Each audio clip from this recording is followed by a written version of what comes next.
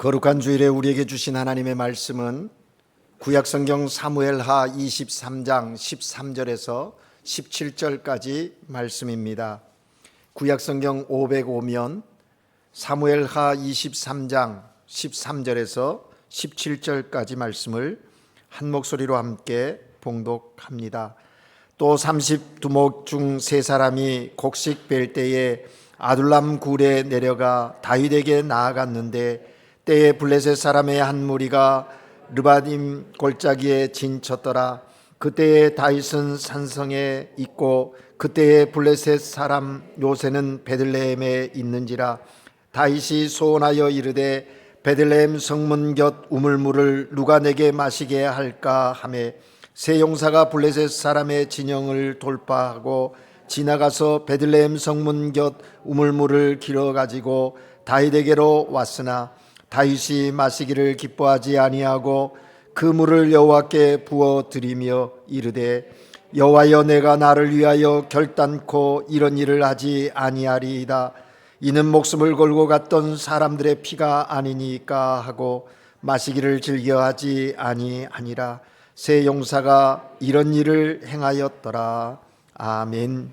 시온 찬양대가 하나님께 찬양 드립니다.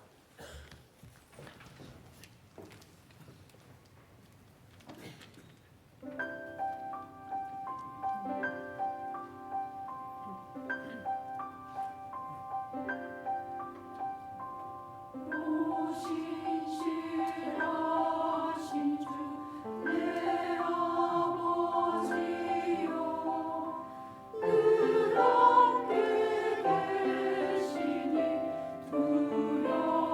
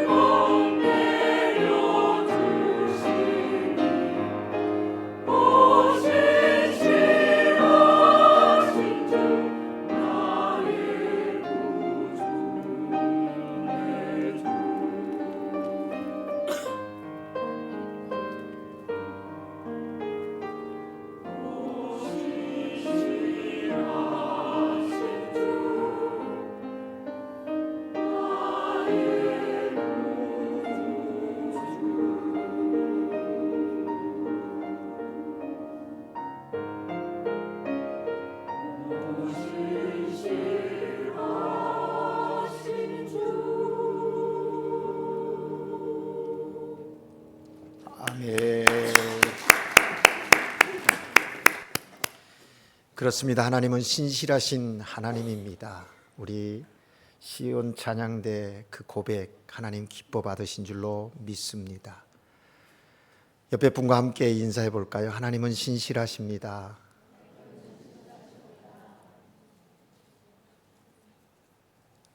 그 고백에 아멘 하셨죠? 예. 오늘 신실하신 하나님께 예배드린 여러분 모두에게 하나님이 평강 주시고 또 세상이 줄 수 없는 심령의 기쁨이 여러분 가운데 있기를 주의 이름으로 축복합니다. 삶이 어렵고 힘들어도 또 내 삶의 어떤 문제가 해결하기 어려운 문제가 내게 다가온다 할지라도 두려워하지 마십시오. 염려하지 마십시오. 하나님이 우리를 사랑하십니다. 우리를 사랑하시는 그 하나님은 신실하신 하나님이시기 때문입니다.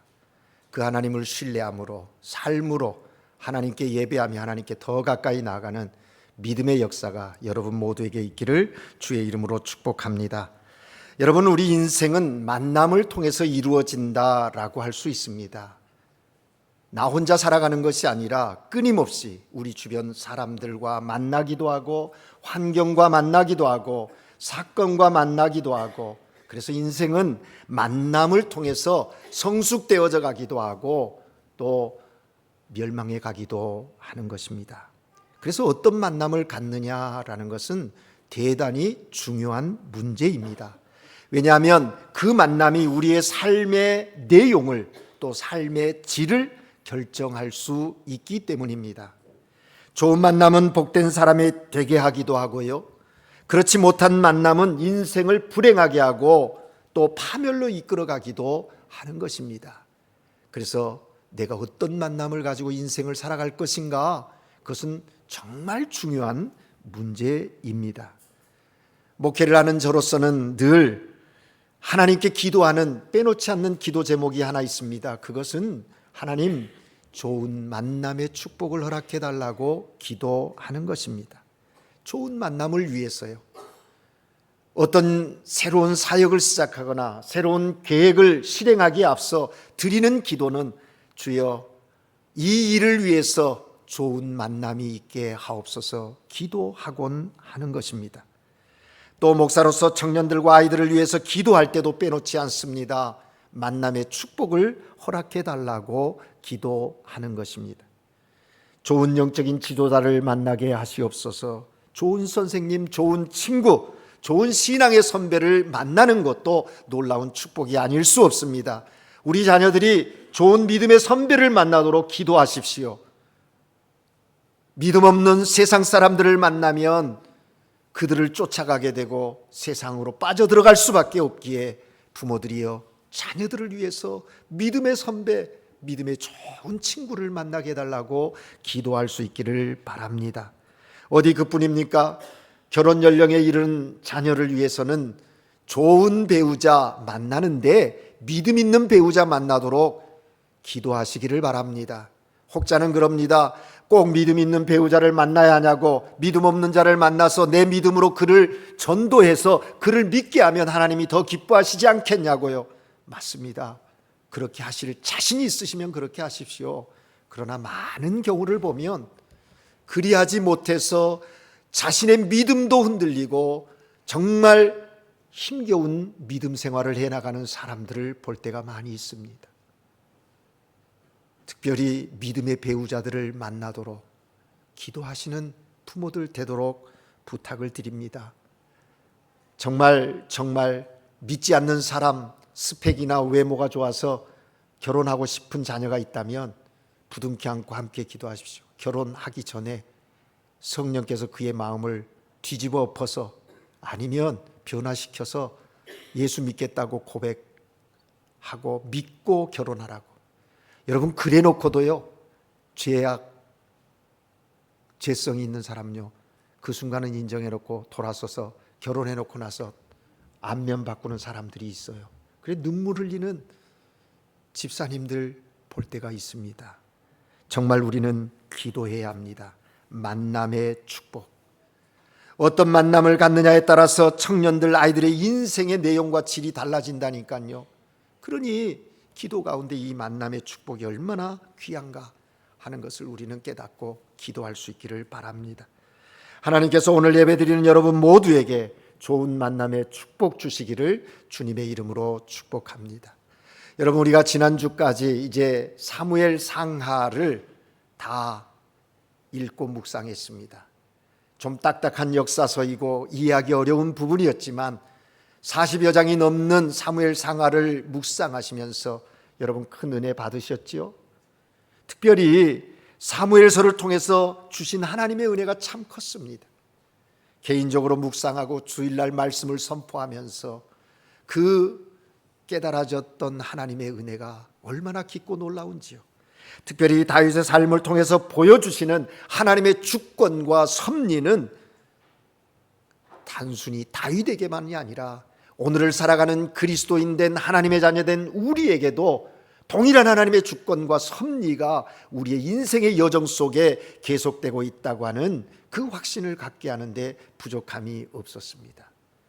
그만큼 사무엘 상하를 잘 읽으면 인생을 어떻게 살아가야 하는가, 내 인생 가운데 하나님이 어떻게 개입하시고 어떻게 이끌어 가시는가 하는 것들을 볼 수 있게 되고, 가정도 사업도 그 삶의 원리들을 충분히 깨달아 알 수 있는 그런 귀한 하나님의 말씀이었습니다. 그런데 여러분, 한번 돌이켜 볼까요? 하나님의 사람 다윗은 참 파란만장한 삶을 산 사람이었습니다. 일찍이 출세해서 정계에 진출하지 않았습니까? 왕의 측근 중에 측근이 되어서 왕의 총애를 받는 그런 사람이 되어 사위까지 되지 않았습니까? 그러나 그렇게 빨리 성공한 것 때문에 시기와 질투를 받고 모함을 받아서 어떤 누명을 씁니까? 대역죄인, 반역죄인의 그 명예를 쓰고 누명을 쓰고 이제 죄인으로 도망자의 삶을 사는 것 아닙니까? 죽음의 위협을 당하면서 젊은 날의 대부분을 도망자로 살아야 하는 그런 삶의 여정이었습니다. 기가 막힌 것은 군대까지 동원해서 다윗을 죽이려고 혈안이 되어 있는 사람이 누구였습니까? 바로 다윗의 장인 사이를 죽이려고 하는 사울이 아니었습니까? 붙잡히면 죽임당할 것이기에 늘 긴장 속의 삶을 살아야 했습니다. 하루도 편히 마음을 놓을 수가 없습니다. 붙잡히면 죽는 것이니 늘 두리번거리며 경계하며 긴장하는 삶이었다라는 거죠. 늘 도망 다녀야 하는 삶이 언제 끝날지 끝이 보이지 않은 듯한 그런 인생의 길이었다라는 것입니다. 젊은 날에 이루었던 명예도 부귀도 남이 부러워했던 그 자리마저도 다 잃어버리고 이제 도망자의 삶을 살았던 다윗. 그런데 여러분, 그런 여정 속에서도 그런 곤고한 삶을 살아가는 다윗에게 하나님께서는 한 가지 축복만은 늘 남겨놓고 계셨음을 확인할 수 있었습니다. 그것이 무엇입니까? 그것은 바로 만남의 축복이었다는 것이죠. 그런 도망자의 삶을 사는데 고비고비마다 사건마다 하나님은 다윗 곁에 사람을 두셨고 사람을 붙여주셨다라는 겁니다. 그들 중에는 지혜자들도 있었어요. 그들 중에는 의리를 아는 신실한 사람들도 있었습니다. 어디 그뿐입니까? 물불을 가리지 않는 용맹한 장수들도 그들 가운데 있었어요. 세상 사람들이 볼 때는 정말 소외된 루저들이었지만 다윗 곁에 그들이 모여들어서 결국 마지막 다윗이 왕정을 이룰 때에는 핵심적인 사람들로 역할을 하는 것을 우리는 사무엘서를 통하여 볼 수 있었습니다. 하나님이 주신 만남의 축복이 얼마나 놀라운 다윗의 그 인생의 복이었는가 하는 것을 확인할 수 있죠. 그런 면에서 오늘 우리가 읽은 본문도 그 한 면을 확인할 수 있는 내용입니다. 여러분, 이 사무엘하 23장은요 특별히 다윗이 이제 죽음을 앞에 두고 임종을 앞에 두고 자신의 왕정에 기억되어지는 사람들을 되새기는 그런 내용입니다. 함께했던 용사들을 소개하고 무려 30에서 36명의 그 용사들의 이름을 나열하면서 그들을 정말 나에게 힘이 되었다고, 하나님이 만남의 축복을 허락해 준 자들이라고 고백하는 내용을 보게 됩니다. 특별히 오늘 우리가 읽은 본문에도 그러한 부분이 드러나고 있죠. 다윗은 오랫동안 도망자 생활을 했기 때문에 수년 동안 집을 가지 못했지요. 소년 시절에 고향을 떠나와서 왕궁에 들어갔고, 그러다 보니 고향이 얼마나 그리웠겠습니까? 다윗의 마음속에 고향 베들레헴이 늘 있는 겁니다. 단숨에 달려가고 싶지만 오늘 그 상황이 그것을 허락하지 않았다는 것이죠. 더구나 제정신이 아니었던 장인 사울왕은 나라를 다스리는 일에는 관심이 없고 이 사위인 다윗을 잡아 죽이려고 혈안이 되어 있지 않았습니까? 그런 틈새를 타라서 그 주변 강대국이었던 블레셋이 이스라엘을 침공해 들어와서 베들레헴과 그 주변을 점령해 버린 겁니다. 그리고 거기에 진을 친 것이죠. 이제 고향 땅은 적군의 진영에 들어가게 되었으니 다윗이 고향을 그리워해도 가볼 수 없는 그런 상황에 이르게 되었다는 거죠. 자신이 손꼽아 보니 고향 간 지가 벌써 수십 년이 지난 거예요. 소년기에 고향을 떠났기에 무엇보다도 정말 부모님들은 평안한지, 형제들은 잘 있는지 늘 궁금하고 마음의 그리움이 더해갔다라는 거죠. 그런데 어느 날 숙소 아둘람 굴에 장수들이 와서 함께 회의를 하는 겁니다. 여러 회의를 하고 이제 끝나서 밖으로 나왔더니 다윗의 그런 마음을 알기나 한 듯 하늘에 달은 큰 보름달인 거예요. 여러분, 보름달이면 고향이 더 그리워지는 거 아니겠습니까? 그래서 다윗이 장수들에게 얘기합니다. 여보게 자네들, 고향에 한참 못 갔지? 나도 고향에 못 간 지가 벌써 수십 년이 되었네. 요즘에는 왠지 모르게 고향이 자꾸 그리워져 생각이 많이 나. 어머니는 잘 계시는지, 내가 뛰놀던 그 양을 치던 그 목초지나 이런 것들이 자꾸 눈앞에 아른거려. 그런데 이제 고향은 갈 수도 없는 땅이 되어버렸고 말았어. 요즘에 고향집 앞에 있는 우물물이라도 한 모금 마셨으면 하는 그런 부질없는 생각이 내 안에 들 때가 많아. 이렇게 장수들에게 그냥 그리움, 단순한 고향의 그리움에 대한 표현을 넋두리처럼 늘어놓은 것이죠. 그것이 오늘 본문의 내용인 거예요. 어머니와 고향에 대한 단순한 그리움, 장수들과 대화를 나누고 이제 장수들이 자기 숙소로 갔어요. 그런데 보십시오. 그 다음 날 새벽에 아직 동트기 전에 다윗은 자신을 부르는 소리를 듣습니다.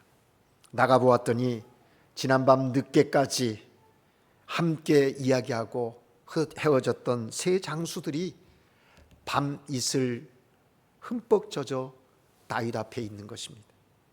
그런데 그들이 무언가를 손에 들고서 다윗 앞에 내미는 것입니다. 무엇이었습니까? 물 한 바가지인 거예요.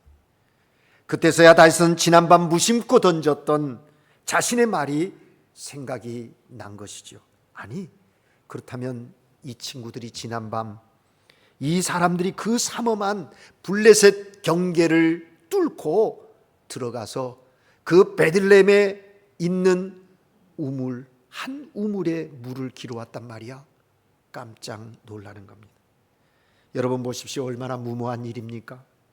베들레헴은 블레셋 군대 총사령부가 있는 곳이었고 정말 삼엄한 경계가 있는 그런 곳인데 그 경비를 뚫고서 물 한 바가지 떠오는 그 한 바가지를 떠오려고 왕이 물 한 모금 마시고 싶다는 그냥 단순한 그리움의 표현의 그 말도 흘려듣지 않고 그 왕을 위해서 자신의 생명을 걸고 그 자리에 들어갔다 왔다는 거예요.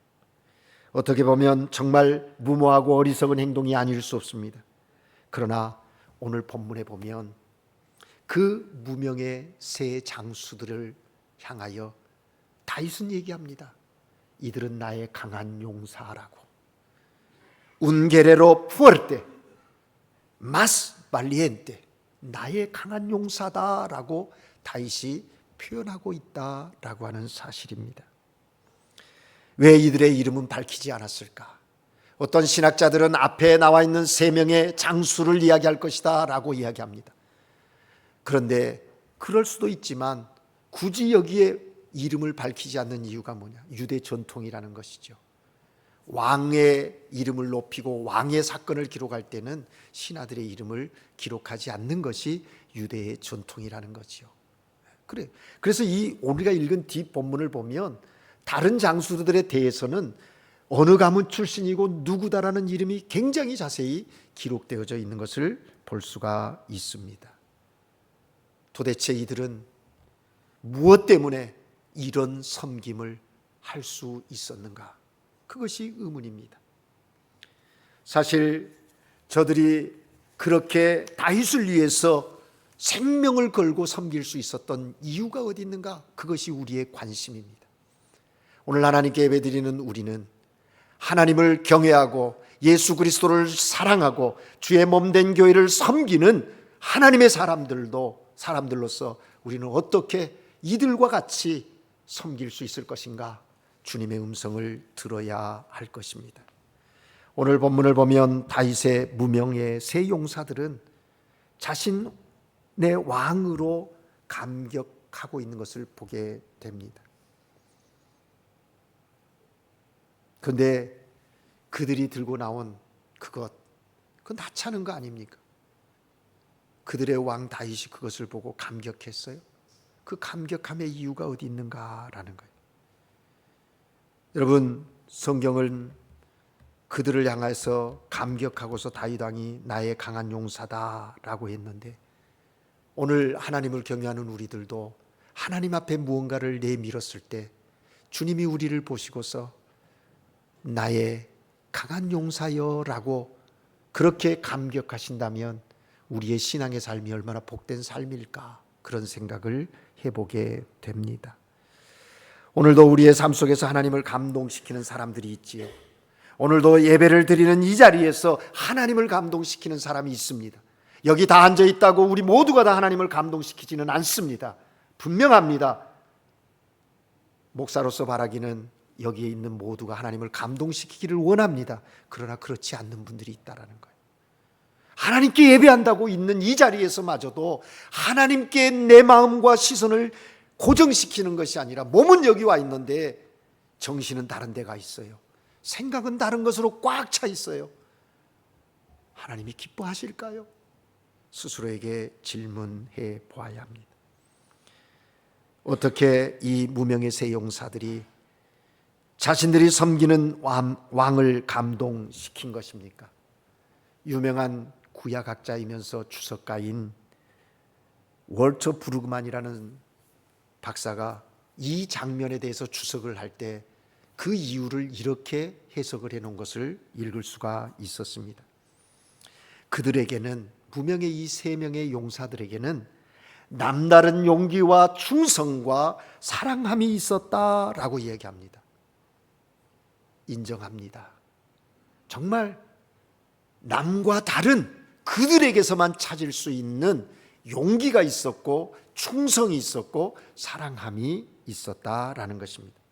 그래서 그들의 용기와 충성 그리고 사랑을 모델로 우리에게 제시해주고 있는 것이다 라고 이렇게 주석을 달았습니다. 그렇습니다, 여러분. 그들에게는 남다른 충성심이 있었고 사랑함이 있었습니다. 남다른 용기가 있었다는 것입니다. 그들은 자신의 생명도 내놓을 만큼 왕을 사랑했습니다. 그리고 왕에게 충성스러움이 있었습니다.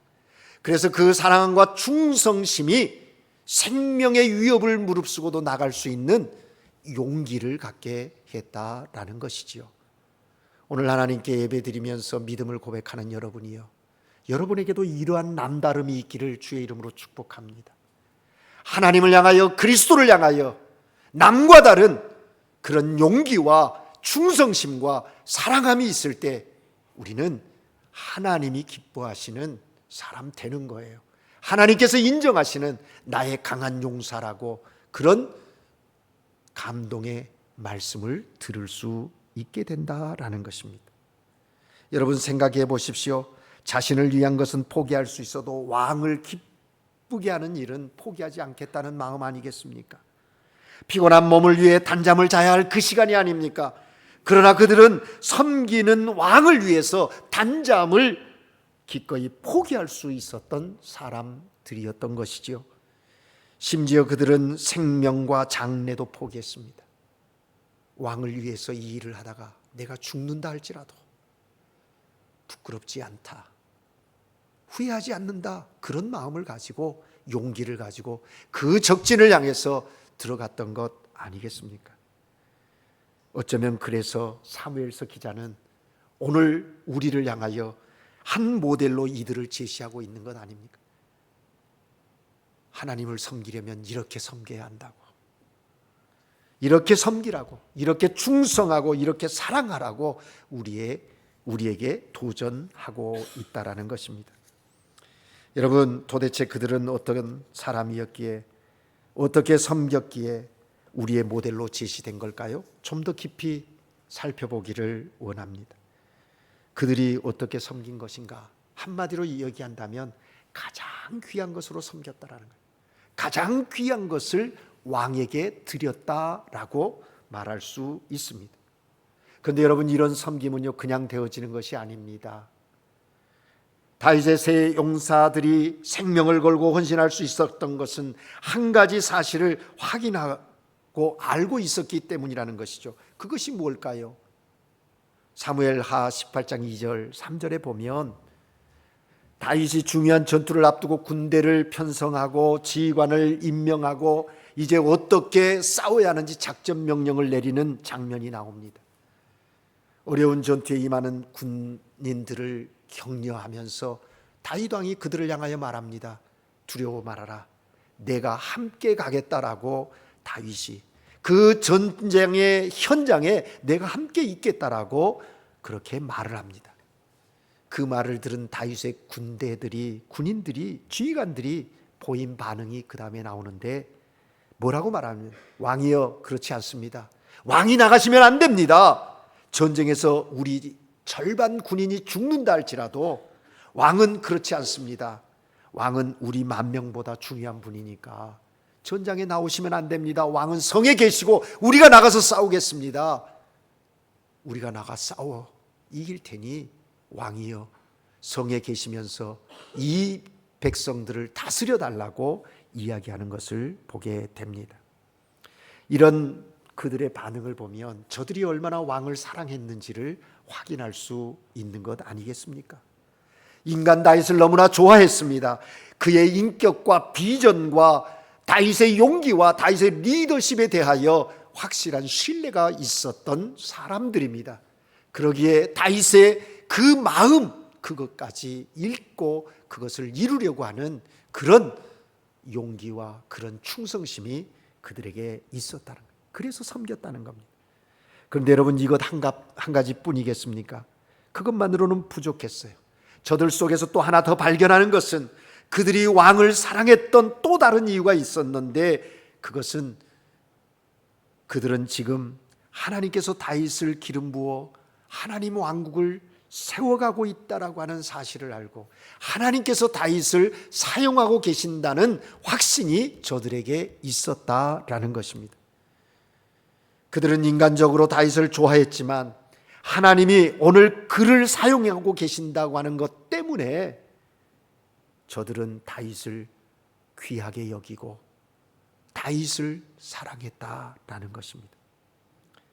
그들에게는 하나님이 귀한 분이었기에 하나님이 사용하시는 하나님의 종이 귀했던 것이에요. 그런데 많은 사람들은 다윗이 좋기에 하나님께로 향하려고 하는데 그게 아니라 순서가 다르죠. 이 세 명의 용사들은 하나님을 사랑했기에 하나님이 사랑하는 종 다윗에 대하여 하나님을 사랑하는 그 사랑으로 그에게 충성하고 그와 함께 하나님의 나라를 이루어가는 일에 헌신하고 섬겼다라는 것입니다. 그렇습니다, 여러분. 헌신은 여기에서 시작되는 것입니다. 그들이 섬기는 왕이 얼마나 소중한 분인지를 알았을 때 그들은 헌신할 수 있었고 충성할 수 있었다는 것이지요. 다윗의 용사들에게 있어서 그들의 왕 다윗은 생명보다 귀한 존재로 여기는 거예요. 그래서 생명을 아끼지 않고 그곳까지 가서 물 한 바가지 떠왔다라는 겁니다. 여러분, 우리는 어떻습니까? 우리는 왕 대신 예수님을 섬깁니다. 우리에게 있어서 예수님은 어떤 분이십니까? 세 명의 용사들이 자신들의 생명보다 더 귀히 여겼던 다윗 왕처럼 우리는 예수 그리스도를, 하나님을 그렇게 사랑하고 섬기고 계십니까? 그렇다면 하나님께서 사랑하는 교회, 예수 그리스도께서 피로 값주고 사신 교회에 대해서는 여러분 어떻습니까? 주님의 몸된 교회를 위하여 어떤 모습으로 섬기고 계시는가요? 우리의 생명보다 더 귀한 것으로 여기고 하나님이 사랑하시니 예수 그리스도께서 존귀히 여기시는 그리스도의 몸 교회이니 우리가 어떻게 섬겨야 할지 답이 나오는 것 아니겠습니까?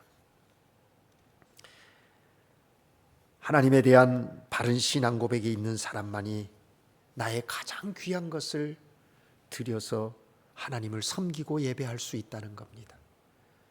우리는 나의 가장 귀한 분 예수밖에 없다고 하면서도 내 삶에 어떤 귀한 것이 있으면 가장 먼저 누구를 생각하는지 여러분 스스로 물어보시고, 나는 정말 나에게 가장 귀한 것이, 가장 귀한 분이 예수 그리스도인지 하나님인지 스스로 판단해 보아야 할 것입니다. 여러분, 여기서 또 우리가 한 가지 더 생각해 볼 것이 있습니다. 그들이 가져온 것은 그들의 삶의 전부를 담은 핏잔 아닙니까? 물 한 바가지, 단순한 하찮은 물 한 바가지가 아니라 그 의미를 보면, 그 과정을 보면 그것은 단순한 물 한 바가지가 아니라 용사들의 생명이 부어져 있는 핏잔과 같은 것이지요. 그래서 오늘 본문에 보면 다윗이 그것을 받지 않는 거예요. 받지 않습니다. 16절 끝부분에 보니까 그 물을 어떻게 해요? 여호와께 부었다. 왜 그렇게 부었습니까? 17절 중반에 보니까 이야기합니다. 이는 목숨을 걸고 갔던 사람들의 피가 아니니까.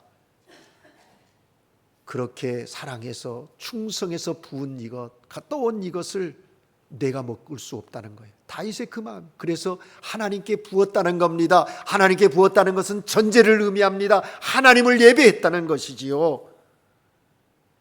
이런 헌신 하나님이 받으셔야지 중간에 누가 가로챌 수 있단 말입니까?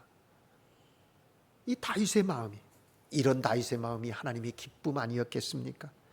이른 새벽 그곳 제단을 쌓고 이슬 젖은 땅에 무릎을 꿇고 무명의 세 용사와 다윗이 그들이 가져온 핏잔을 그 제단에 부으면서 하나님께 올려드리면서 예배하고 있는 것입니다.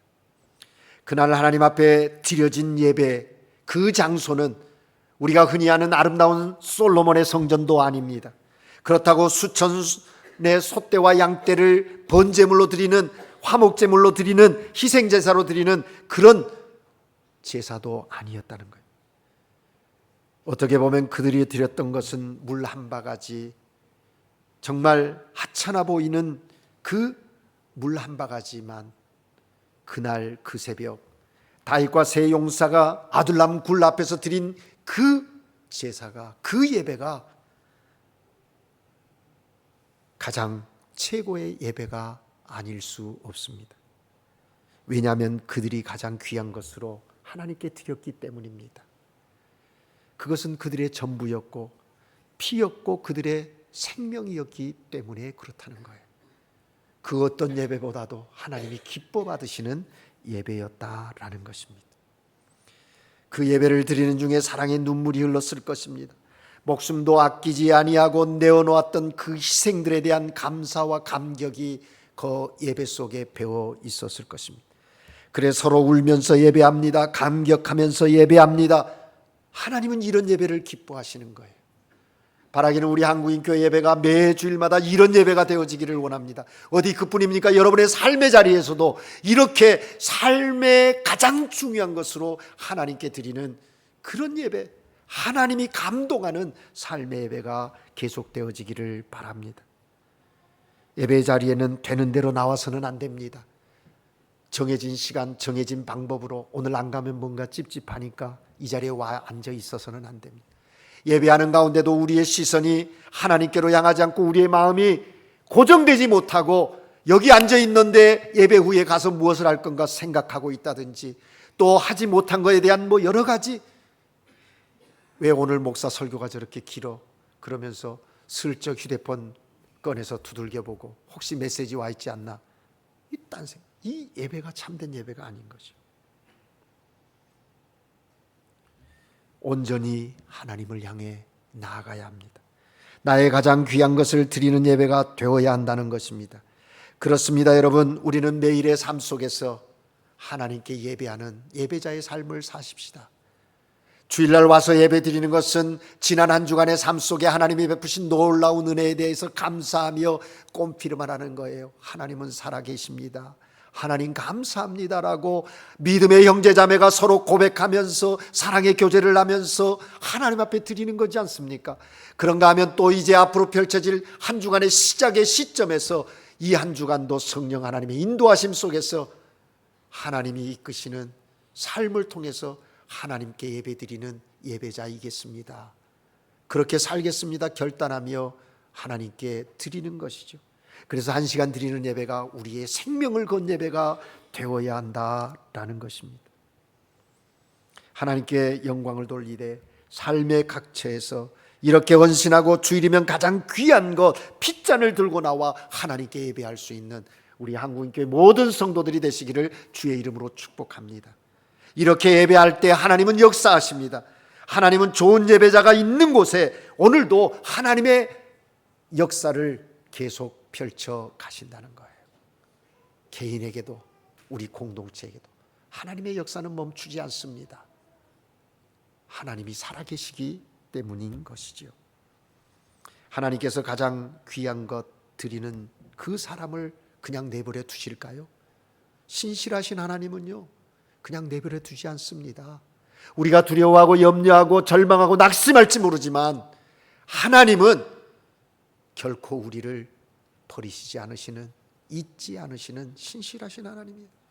그 하나님이 얘기해, 걱정 마, 내가 책임져, 괜찮아, 참아 라고 말씀하시는 거예요.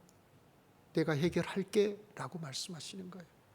우리의 생각대로 해결이 안 된다 할지라도 끝까지 살아계신 하나님을 붙잡으십시오. 하나님이 나를 사랑하시기 때문입니다. 그렇게 인생을 살다가 주님 앞에 서면 우리의 그 모든 삶이 예배였기에 하나님은 우리에게 이렇게 말씀하실 것입니다. 내가 너를 기뻐하노라. 고맙다. 정말 고마워. 내가 끝까지 나를 믿어주었구나. 그렇게 말씀하실 거예요. 늘 나에게 가장 귀한 것 드리기 위해서 생명도 아끼지 않는 너의 모습이 나에게는 너무 큰 기쁨이었어. 주님 그렇게 말씀하시지 않겠습니까? 우리는 그 마음, 그 아버지의 마음을 기억하면서 오늘을 살아가는 하나님의 사람들, 우리 한국교회 모든 성도님들 되시기를 주의 이름으로 축복합니다. 기도하겠습니다. 사랑의 하나님 아버지, 우리에게 생명을 주시고 하늘의 소망 가운데 삶을 살게 하시니 감사합니다. 오늘 다윗 곁에 있었던 무명의 세 용사들을 통해서 다윗 왕을 감동케 했고, 정말 용기와 충성과 사랑함으로 섬겼던 그들의 모습, 그들의 가장 귀한 것 드림을 통해서 함께했던 그 삶의 예배를 볼 수 있었습니다. 주여, 우리도 삶의 자리에서 그러한 예배자가 되게 하옵소서. 주님을 사랑하되 남다른 사랑이 있게 하시고 충성과 그러한 용기가 우리 가운데 있게 하셔서 우리의 삶이 예배가 되고 또 그렇게 한 믿음의 공동체를 이루어 주의 뜻을 이루는 믿음의 사람들 모두가 되게 하옵소서. 우리를 사랑하시는 신실하신 하나님을 신뢰하며 이 한 주간도 그렇게 사는 하나님의 예배자들이 되게 하시옵소서. 우리에게 맡겨주신 십자가를 지고 믿음의 길을 걸어가기를 포기하지 않는 하나님의 사람들 모두가 되도록 성령님 역사해 주시옵소서. 예수 그리스도 이름으로 기도합니다. 아멘.